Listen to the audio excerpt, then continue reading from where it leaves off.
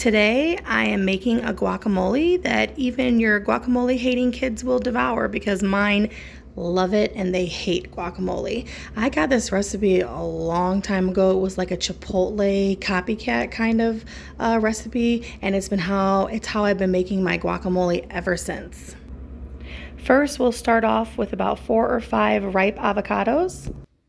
Okay, and then you're going to cut and scoop out the avocados into a bowl.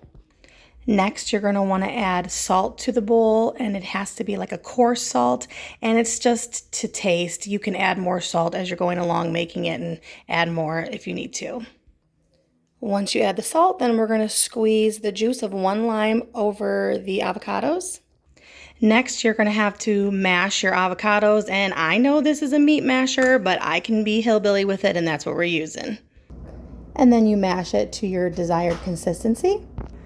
Next, you're going to dice up half of a red onion, and I'm old school and I love these old school choppers you can get off Amazon that you can throw your vegetables in there, and it takes a little bit of muscle strength, but you dice it up to your consistency that you like.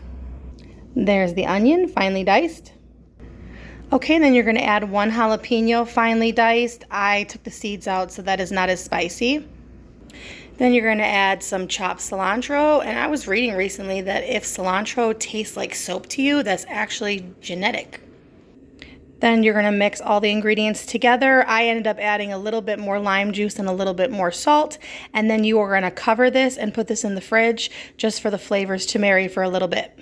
And then these are the chips that we use to eat our guacamole. If you know, you know.